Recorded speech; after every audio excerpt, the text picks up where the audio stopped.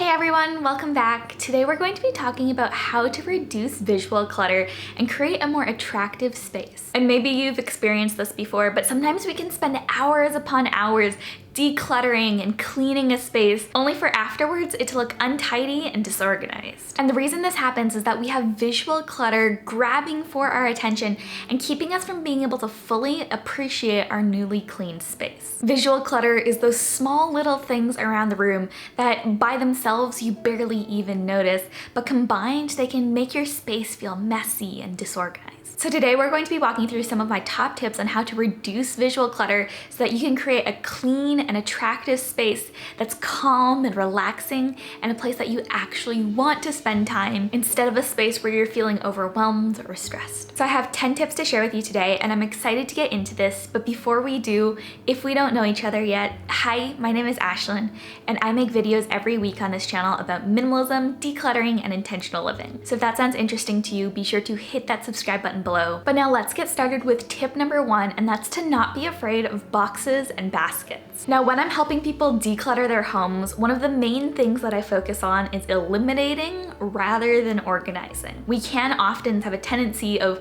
calling our organizing decluttering when in reality we're just shifting things around so that they look a bit better. And absolutely, when you're trying to simplify your home, decluttering is essential to be able to create that clean, clutter-free space. But once you've gone through that process of simplifying and getting rid of what you don't use, it is important to then organize your possessions so that it's easier to find the things that you need, but also so that you can create a clean and tidy looking space. So what I recommend is just looking around and seeing if you have any areas where you have multiple of the same item or multiple like items grouped together, and see if you might be able to find a way of using boxes or baskets to organize those items.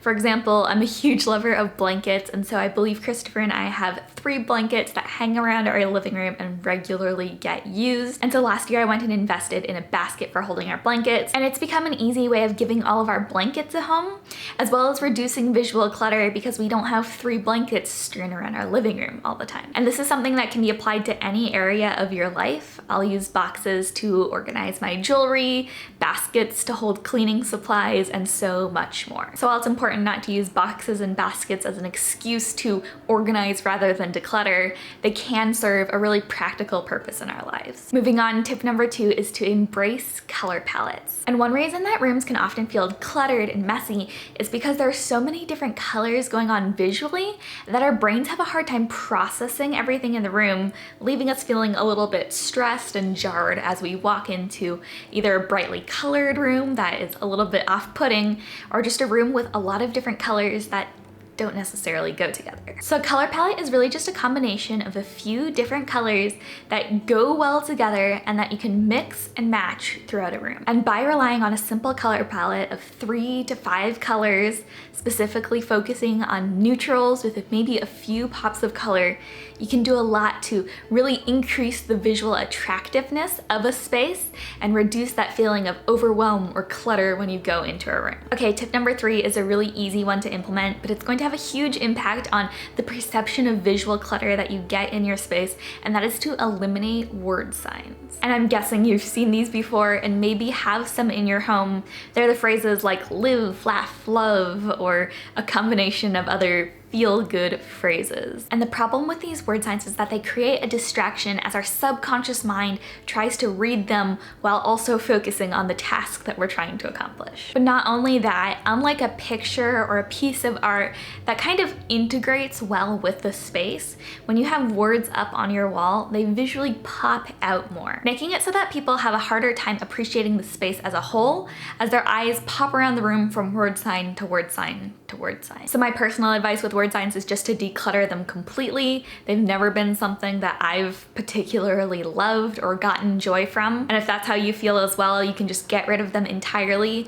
But if they are something that you love, my suggestion would be to consider keeping 1 in each room as a focal point, but understand that the more word signs you have in a space, the more visually cluttered it's going to appear. And so it's a good idea not to have multiples in your space at a given time because they'll actually visually compete with each other. Next up, number 4 is to clear your countertops. And I get it.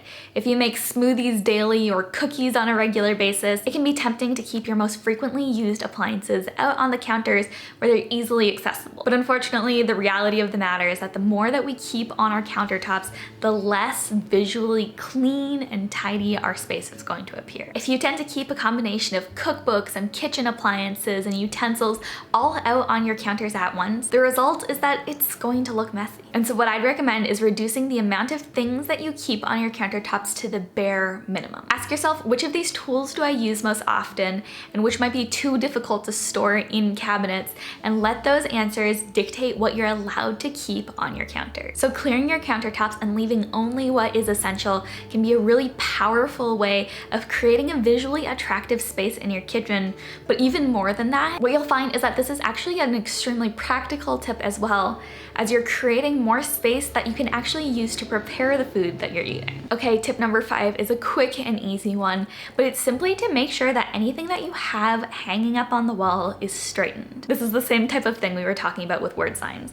When we have pictures or pieces of art hanging up on our walls that aren't straight, it creates this small subconscious distraction as our brains tell us that's not the way that it should be. And while sometimes that's a thought we do experience consciously, more often than not, we don't necessarily think, oh, that's not straight. But our minds get this small feeling of unrest in the room that we're in because we feel that something isn't right. So one of the quickest and easiest ways to eliminate visual clutter in your home is just to do a quick run through of your house and ask yourself, is everything straightened? And if it isn't, just fix it. Now, number 6 is to use harmonious numbers in your home decor. And this one is important because it can easily help you create a feeling of calm in your home. So when it comes to decorating, 3 is the most visually harmonious number. It's not too much, it's not too little. Our minds see it as being just right. Whether that's 3 pictures hanging together on a wall, 3 items grouped together on a table, it's a number that our minds see and just feel satisfied by. So as you're decorating your home, the number 3 can be a helpful one to keep in mind,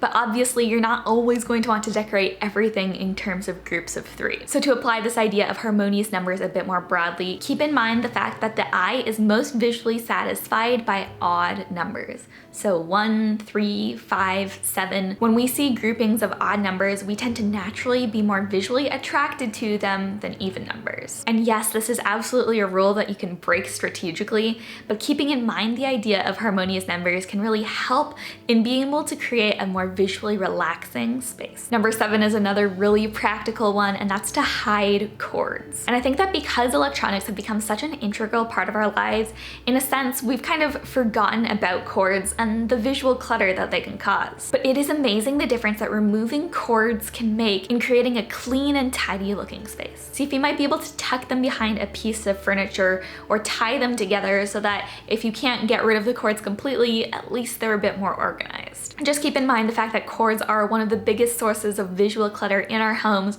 and so the more that you can do to reduce their appearance or hide them, the more clean and tidy your space is going to look. Number 8 is another easy one, and that's to remove dead leaves from plants. And healthy and thriving plants can bring a lot of life to a room. But if you have leaves that are turning yellow or flower buds that are pretty much dead at this point, those pieces of the plant or those cuttings are actually creating visual clutter. They aren't adding to the room, and in fact, they're creating a bit of a distraction from an otherwise beautiful plant. And so it's a good practice to get into, just to notice leaves as they begin yellowing or dying and to remove them quickly so that you can go back to enjoying your plant and everything that it contributes to your space. Okay, number 9 is to reduce the number of pictures you have hanging up on your wall. And while art pieces and pictures can definitely do a lot to make a house feel like a home, it's important to keep in mind the principle of moderation and to use those pictures as a focal point and an attraction, not a distraction or feeling like clutter. And so one way you can do this is just to keep in mind that principle of harmonious numbers and think through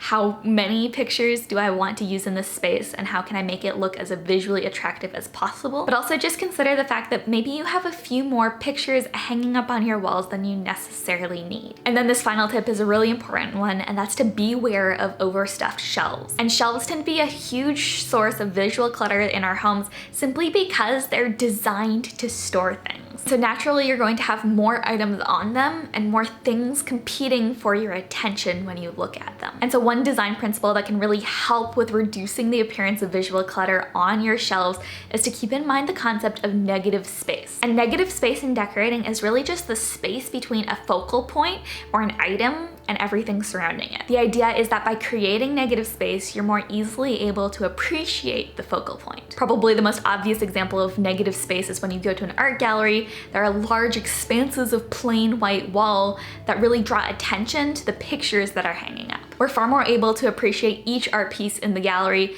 because each one stands alone, surrounded by negative space, rather than all the pictures being crammed side by side with one another, competing for our attention. So to apply this principle to our shelves, think about what are the few things that I want to highlight and what can I move or remove to create negative space and draw people's attention to a few intentionally selected items instead of having our focus compete for multiple things at once. So to reduce visual clutter in this area, you want to remove as many knickknacks as possible and have people's attention drawn to a few select things, whether that's a beautiful book, a piece of really sentimental memorabilia, or anything else. All right, well, those are my 10 tips on how to reduce visual clutter and create a more attractive, calming, and relaxing space. These are all tips that I've personally used to create a space that's relaxing and that I love, and I hope they can help you as well. Keep in mind though that this is just one part of the equation. Yes, it's important to reduce visual clutter and create an organized space, but it's also essential that we focus on reducing clutter as well. And so if you want to create a clean, tidy, and decluttered space for yourself, I definitely recommend checking out my ebook, The Simple Guide to Decluttering Your Home. If you sometimes feel overwhelmed by the things in your home, or you're simply wanting to take your space from one that you like to one that you love, I definitely recommend checking out the ebook, and I'll have all the information about it linked up in the description box below. And also know that if you enjoy watching my videos and want to support my channel,